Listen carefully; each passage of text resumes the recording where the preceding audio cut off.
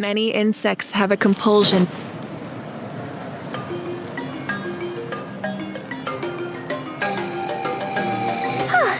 Hey, Anefa. Sorry to keep you waiting. That is perfectly all right. My data indicates clear skies in the coming days. Current conditions for maritime travel, optimal. I'll be ready whenever you are. But are we really gonna set off without telling anyone again?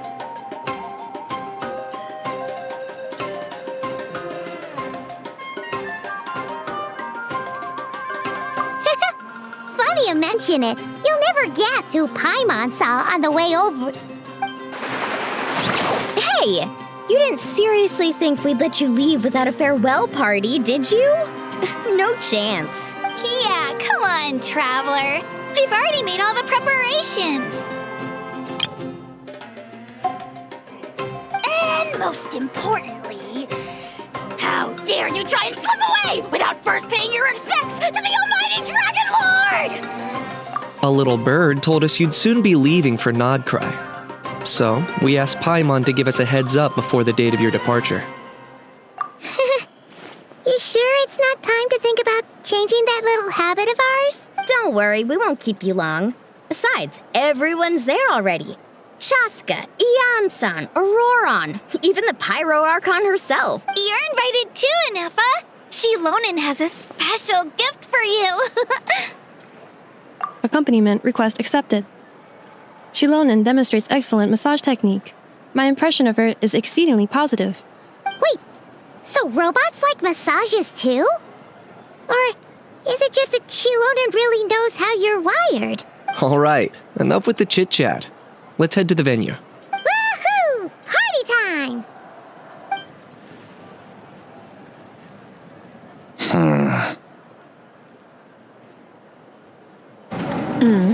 Spit it out, then. They've set off. Just as my calculations projected. About time I met this variable in person.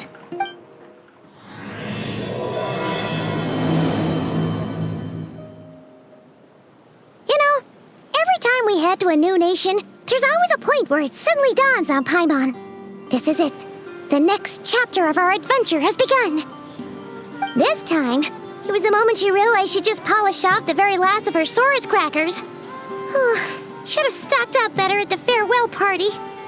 In other words, Paimon has marked the geographic coordinates from 2 minutes and 40 seconds ago as the boundary between Natlan and Nod-krai. This deviates somewhat from the official coordinates stored in my database. Paimon meant more in terms of how it felt on a psychological level. Anyway, what about you, Traveler? When did it really sink in for you? Huh, that actually kind of makes sense. What about you, Anefa? Come to think of it, maybe we should be asking the other way round. So, when you came over to Natlan, what was the moment you felt like you'd left Nod-krai? In that case, probably when my sensors could no longer detect the moon's power. The moon? You mean, that one we can all see in the sky?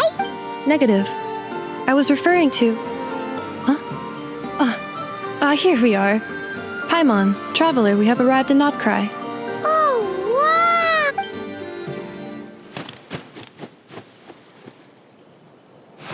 Paimon, Traveler, welcome to Nod-krai.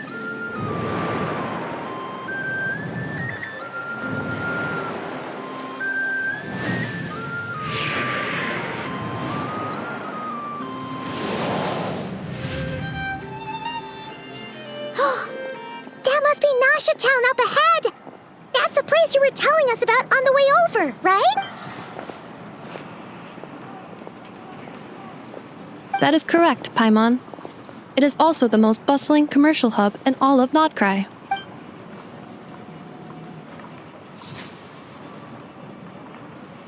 Oh! Sounds like the perfect place to start trying out all the local specialties! Huh? Is something up, Traveler? Paimon, this is where our spaceship landed when Lumine and I first arrived in Teyvat. Huh? Are you sure? But how come you've never mentioned that before? seems pretty important to Paimon. Oh, well, because those memories are really hazy. All I remember is Lumine waking me up and us leaving the ship. But just now, setting foot on this land, I felt something. The kind of power I sensed in those moments. Are you referring to Kuvaki? What now? The locals refer to it as Kuvaki. It is a unique elemental force found only in Nod-krai, or rather, a pure, primordial form of elemental energy. That is correct. Another similar concept I have found in my database is the primordial sea. Legend has it that long, long ago, the moon that shines in the sky above us once rose from the land of Nod-krai. Modern geological surveys and meteorite studies conducted in the region have since supported this claim. So, when you mentioned being able to detect the moon's power earlier, you were referring to Kuvaki?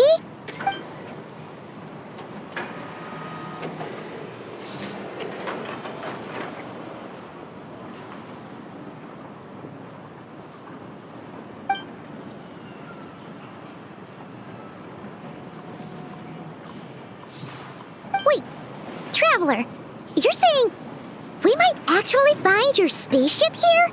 Do you still remember where it landed? Nod-krai is surrounded by the ocean. In other words, it could have been anywhere along its coastline. Negative.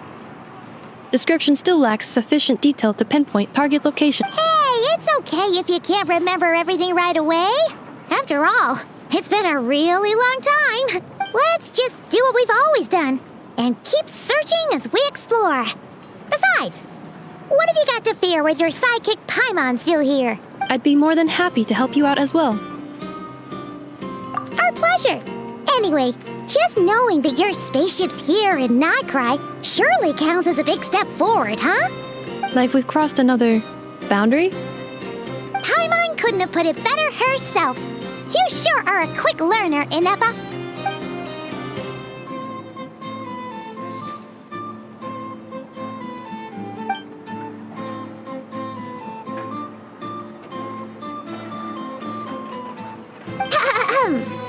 Well, as the best guide in the whole of Tibet, Paimon hereby does solemnly declare, Nod-krai, here we come!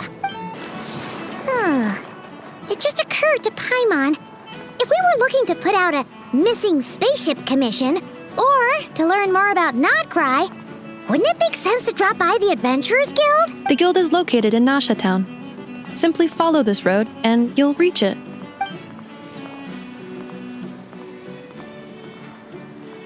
Huh? What in Tibet is that? Looks kinda like a Sealy, floating around in the air like that. That is a kuhenki, a species unique to the land of Nod-krai. A kuhenki? Does she have something to do with the moon, too? Indeed it does. According to the Frost Moon Scions, the indigenous inhabitants of this land, the kuhenki, are said to be familiars of the moon goddess, leading those who walk in the moonlight's glow to things of great importance. The moon goddess? Don't all people here worship the Tsaritsa? Although Nod-krai lies on Snezhnaya's border regions, the people here have held their own unique beliefs since time immemorial. As I mentioned, everything in this land shares a deep connection with the moon and the sky above. The beliefs of the Frostmoon Scions seem to date back to the civilization of the angels. According to the documents in my database, even the 7 archons did not exist at that time. Wow! So the origin of their beliefs goes back even further than the Archon War? Correct. At some point, you may come across some statues of their goddess. The Frostmoon Scions carved these as well. Hey! Looks like she's floating away! I suggest you follow her. The probability of an ordinary person encountering a kuhenki lies in the single digits. Many here consider them heralds of good fortune. Full throttle!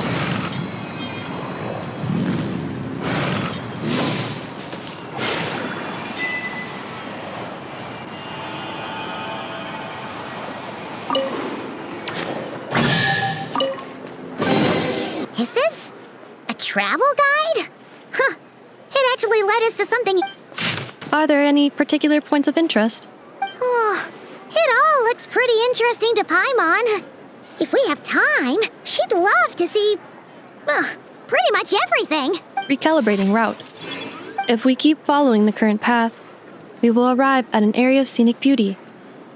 From there, we will be able to identify both the Adventurers Guild and several must-visit specialty stores. Yikes! Why is Paimon suddenly getting the feeling that if she doesn't step it up soon, Inefa's gonna put her out of a job?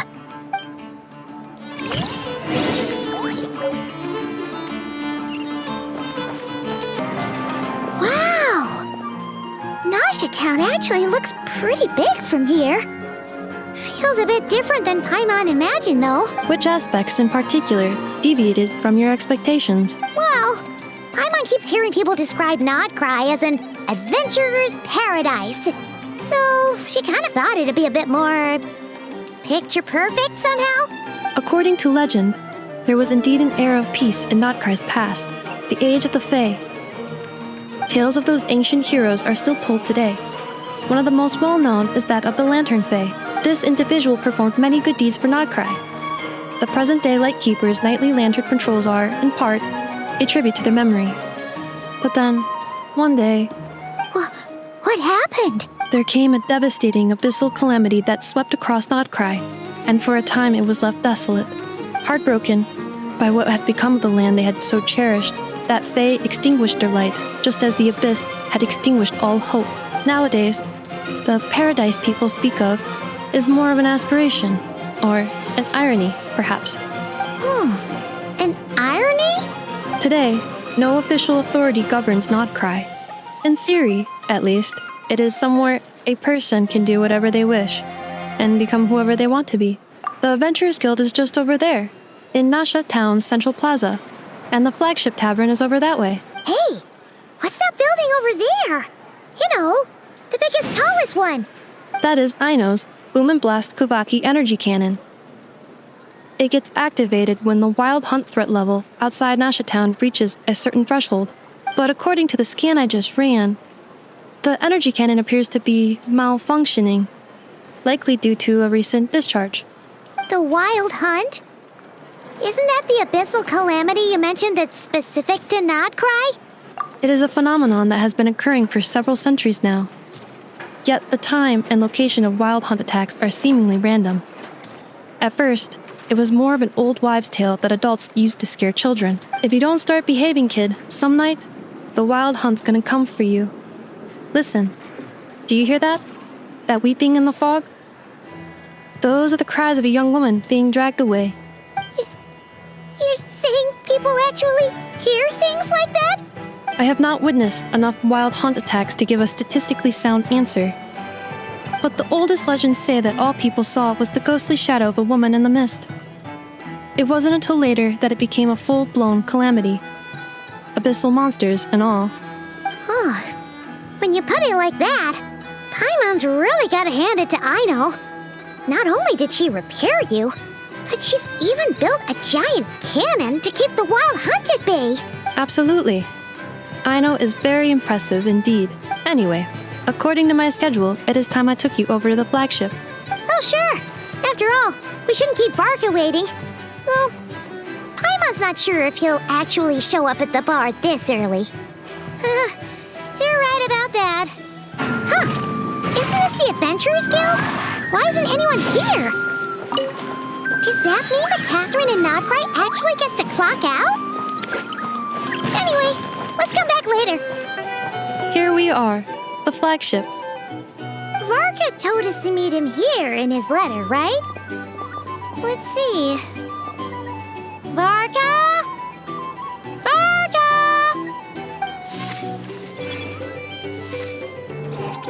No matches, I identified.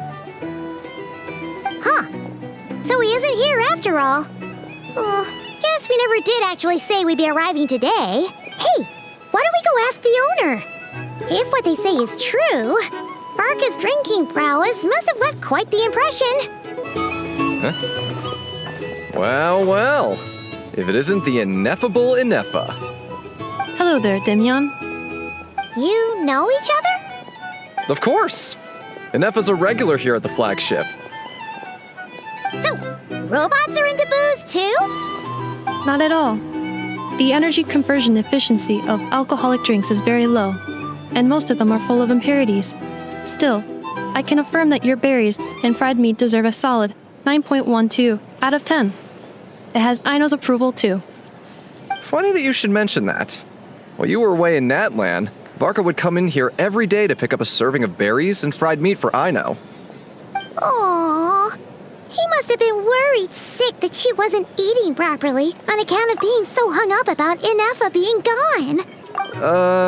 Actually it's 'cause Varka found out that Aino went wild after Inefa left, gorging herself on snacks she normally couldn't get her hands on. So it was more worry that she wasn't getting a balanced diet. I think I might have just put my foot in it. Anyway, since you're back from Natlan, these two must be the ones Varka mentioned. The Traveler and Paimon, yes?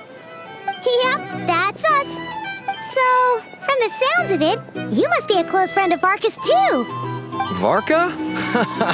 Goes without saying. After all, he's the only one around here who's ever managed to stay standing after 10 rounds of the roulette special. Paimon can't believe he's made such a name for himself. Though, guess it's hardly surprising how. Right now?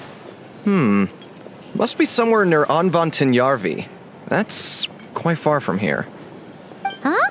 Where's that? It's a lake in the northern part of Nod-krai. Word reached him of trouble brewing around those parts, so he took his knights to check it out. Oh. So, we missed him?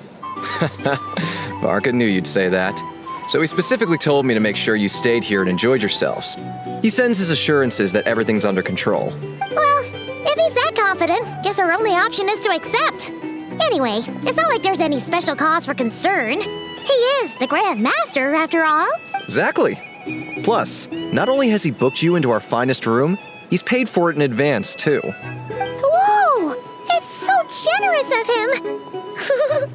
We might not have met yet, but Paimon's got a feeling that we'll get along with Varka like a house on fire. Oh, and by the way, he also asked me to serve up a portion of berries and fried meat for Inefa. That was prepaid as well. Thank you. No, thank you. I'm the one who should be grateful for your business. Traveler, Paimon, why don't you go ahead and drop off your luggage? I can use this time to go pick up some components that Aino asked me to bring back. Sure thing. Besides, now that we've got ourselves a map, once we're done unpacking, we might as well go for a stroll ourselves. Why don't we meet up again later? Oh. So you no longer require navigational assistance? No worries, we should be fine. We've got a rough idea of our way around town, so Paimon's reasonably confident we shouldn't get too lost. Thank you. This translates into an approximate time saving of 30%, meaning I will be able to see Aino about 45 minutes earlier than previously projected. Oh, right. You must miss her a lot, too. In that case, we better get a move on.